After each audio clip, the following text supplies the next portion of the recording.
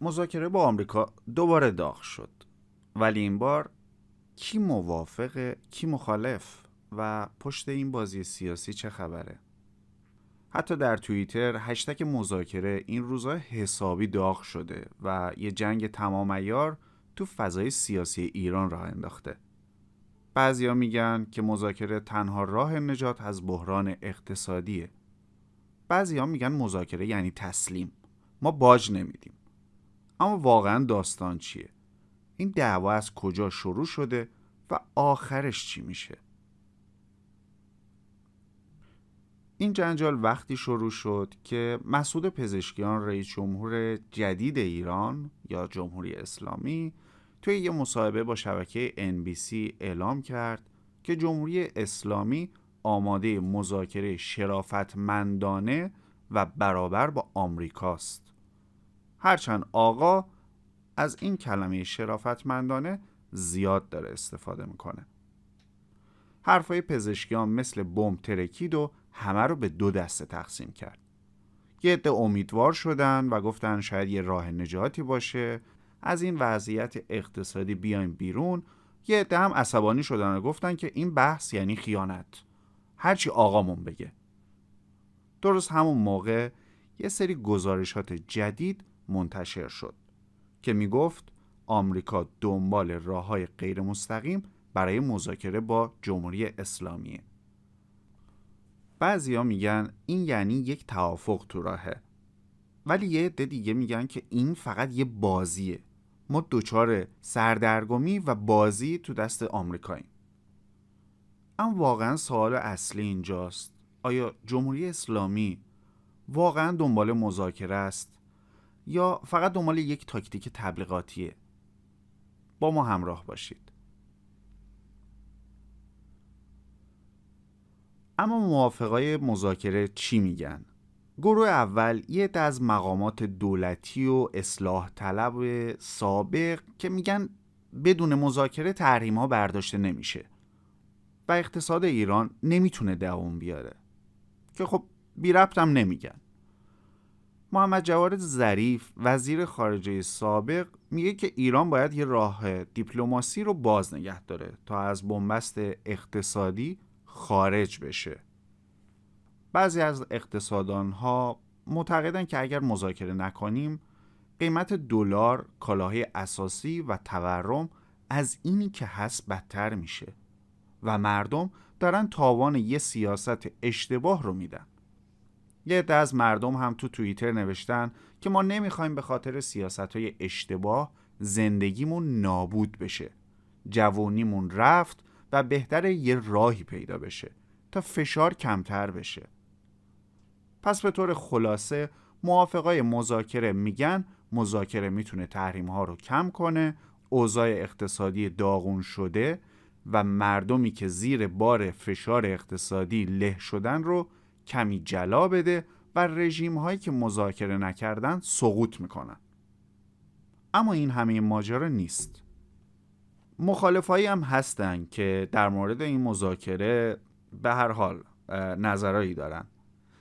یه عده از اصولگراها و جریانهای نزدیک به سپاه شدیداً مخالف مذاکره‌اند و میگن که آمریکا قابل اعتماد نیست. نمونه بارزش حسین شریعت مداری، نماینده خامنه‌ای در کیهان، گفته مذاکره با آمریکا یعنی تسلیم شدن و خیانت به آرمانهای انقلاب و امام. برخی مقامات سپاه هم تهدید کردند که هر کس از مذاکره با آمریکا حرف بزنه خائن به کشوره.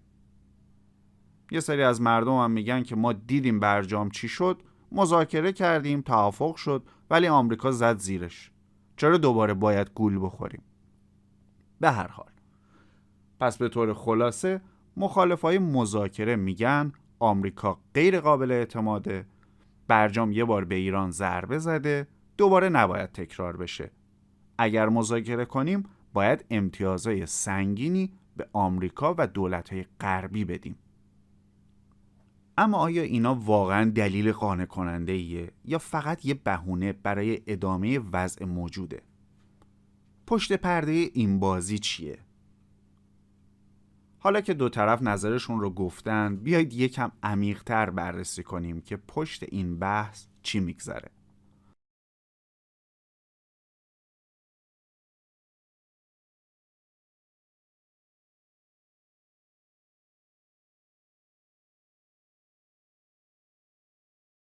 واقعیت اینه که مذاکره یه سلاحه. هر دولتی که وارد مذاکره بشه دنبال گرفتن امتیازاته، نه صرفاً حل مشکلات. پس مذاکره نه خیانته، نه یک چیز مقدس.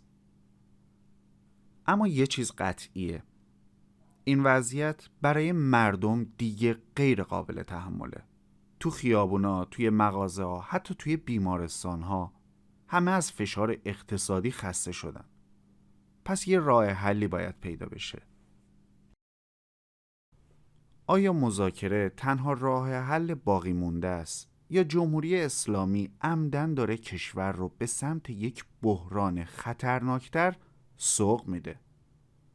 همه جا صحبت از مذاکره است، اما واقعا کی تصمیم گیرنده است؟ مردم، دولت یا شخص خامنه‌ای که با لجاجت و سیاست‌های غلطش ایران رو به این نقطه رسونده؟ آیا خامنه‌ای کسیه که تصمیم میگیره همه بسوزن؟ یه چیز مشخصه، نه مردم، نه دولت، نه حتی بخش بزرگی از خود نظام اختیار این وضعیت رو ندارن. همه چیز دست یک نفره، علی خامنه‌ای. همون کسی که 40 سال سیاست‌های شکست خورده رو همینطور ادامه میده و حاضر نیست قبول کنه که راهش غلط بوده. همون کسی که با شعار نه شرقی نه غربی یه سیاست نه رفاه نه پیشرفت رو برای ایران ایجاد کرده. همون کسی که با تصمیمات اشتباه کشور رو تبدیل به یک جزیره منزوی کرده که هیچ کشوری حاضر نیست باهاش همکاری کنه. چرا خامنه‌ای حاضر نیست مذاکره کنه؟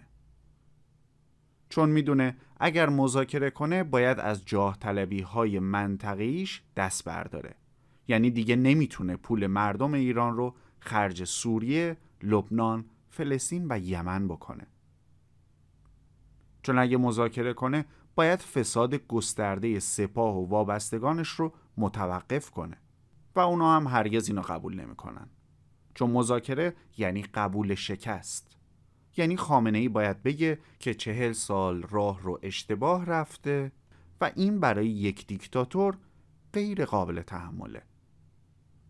شاید سوال مهمتر این باشه، آیا این سیاست‌های خامنه‌ای فقط به فقر و تحریم ختم میشه یا یه خطر بزرگتر هم به همراه داره؟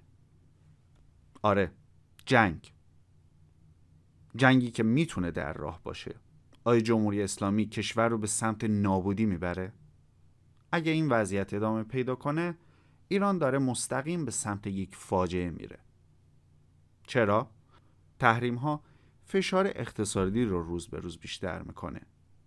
جمهوری اسلامی یا باید یه راه حلی پیدا کنه یا کشور رو به یک نقطه بحرانی میرسونه که کنترلش غیر ممکنه. دشمنسازی مداوم نظام ایران رو در معرض درگیری‌های نظامی قرار داده. حمله های اسرائیل به مواضع جمهوری اسلامی، درگیری های منطقه‌ای و دشمنی با کشورهای غربی ایران ما رو در موقعیت خطرناکی قرار داده. داخل کشور مردم خسته و عصبی هستند. تاریخ نشون داده وقتی یک حکومت با مردم خودش مذاکره نکنه، دیر یا زود مردم خودشون به یه راه دیگه